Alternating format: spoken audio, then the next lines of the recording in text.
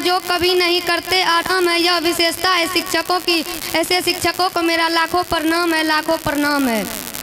आज FDP school के वार्षिक स्थापना समारोह में मुझे कुछ बोलने का मौका मिला है। विषय है आदर्श शिक्षक। यहाँ उपस्थित सम्मानित अतिथि एवं अन्य मुख्य अतिथिगण, दूर दराज से आए अभिभावकों, नारी शक्ति एवं मेरे सहपाठीगण का हार्दिक अभिनंदन करता हूँ। दोस्तों, शिक्षक बिल्कुल मोमबत्ती की तरह होते हैं जो खुद जलकर दूसरों को प्रकाश देते हैं और विद्यार्थियों के जीवन को सफल बनाते हैं। शिक्षक इसलिए भी बहुत महान होते हैं कि वो अपना परवाह न करते कितनी कम वेतन में वो अपनी गृहस्थी कैसे चलाएंगे, बल्कि उसे यह परवाह होती है कि उसके पढ़ाई बच्चे जिंदगी से भरे हो और देश के प्रति, समाज के प्रति, मानवता के प्रति उत्तरदायित्व से भरे हो। किसी ने ठीक ही कहा है कि शिक्षक और सड़क दोनों एक समान होते हैं, जो खुद तो वहीं रहते हैं लेकिन हमें अपनी मंजिल तक पहुंचा देते हैं। शिक्षक एक दीपक से लाखों दीपक जलाने का काम करते हैं। इसीलिए मैं, मेरा समुदाय, मेरा पूरा विद्यालय परिवार ऐसे त्यागी, तपस्वी और शिक्षा के शिल्पकारों को सत प्रणाम करता है। इसी बीच में शिक्षक के बारे में कुछ वाक्य बोलना चाहूँगा। जो नवसिखियों परिंदों को बाज बना देते हैं, कच्ची मिट्टी से ही ताज बना देते हैं। जो नवसिखियों परिंदों को बाज बना देते हैं, कच्ची मिट्टी से ही ताज बना देते हैं। समंदर तो परखता है किश्तियों का हौसला, शिक्षक तो डूबती किश्तियों को जहाज बना देते हैं, जहाज बना देते हैं। दोस्तों, समय और समझदारी दोनों अलग अलग चीज़ें हैं, दोनों एक साथ नहीं होती। जब समय रहता है तब समझदारी नहीं होती, जब समझदारी रहती है तब समय हाथ से निकल चुका होता है। एक शिक्षक के सृजन शैली को देखिए, जो हमें समय रहते ही समझदार बना देते हैं और यह हुनर सिखाते हैं कि दुनिया को कुछ करके दिखाए, क्योंकि दुनिया सुनना पसंद नहीं करती, सिर्फ और सिर्फ देखना पसंद करती है।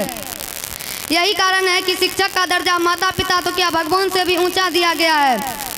किसी ने कहा है कठिन राहों को सरल बनाया है आपने, जीवन का मूल समझाया है आपने। कठिन राहों को सरल बनाया है आपने, जीवन का मूल समझाया है आपने। चुन चुन कर निकाली खोटे कुंभकार की तरह, जिंदगी जीने का हुनर सिखाया है आपने, सिखाया है आपने। मित्रों, पौराणिक कथा मिथिला जी में 3 देवों का वर्णन मिलता है, ब्रह्मा, विष्णु, महेश। इन तीनों के अलग अलग कार्य भी बताए गए हैं। ब्रह्मा सृष्टि की रचना करते हैं यानी सृजन शक्ति, विष्णु पालन पोषण करते हैं यानी पोषण की शक्ति, रुद्र यानी संहार करते हैं। ये तीनों देव ये तीनों काम अलग अलग करते हैं, लेकिन एक शिक्षक ये तीनों काम अकेले कर लेते हैं। वह ब्रह्मा बनकर विद्यार्थियों के मन में कल्पना का सृजन करता है, न समझ को समझदार बनाता है, इनकम्प्लीट को कंप्लीट बनाता है और नए नए इनोवेशन का सृजन कराता है। एक शिक्षक के सृजन शक्ति के द्वारा नरेंद्र जैसे बालक को स्वामी विवेकानंद करके समाज का कल्याण करता है। वही दूसरी और वही शिक्षक विष्णु जैसे पालन पोषण करता है, अनुशासन का, समय पालन का और सदा पोषण करता है। सदाचार और विचारों का वही शिक्षक विनाश करता है, समन करता है, संहार करता है।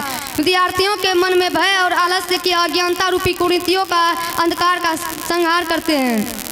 इसीलिए कहा गया है गुरु ब्रह्मा गुरु विष्णु गुरु देवो महेश्वरा गुरु साक्षात परम तस्मै श्री गुरुवे नमः। मैं किशोर कुमार वर्ग 5 एफडीपी स्कूल का छात्र हूँ। इन्हीं कुछ चंद पंक्तियों के साथ विराम लेता हूँ कि जो ना समझ को समझदार बना देता है, मंद मूर्ख को होशियार बना देता है। कि जो ना समझ को समझदार बना देता है, मंद मूर्ख को होशियार बना देता है। 100 बार नमन है इस शिक्षक की लगन और निष्ठा को, जो अपनी साधना से शिक्षित संसार बना देता है, संसार बना देता है। धन्यवाद।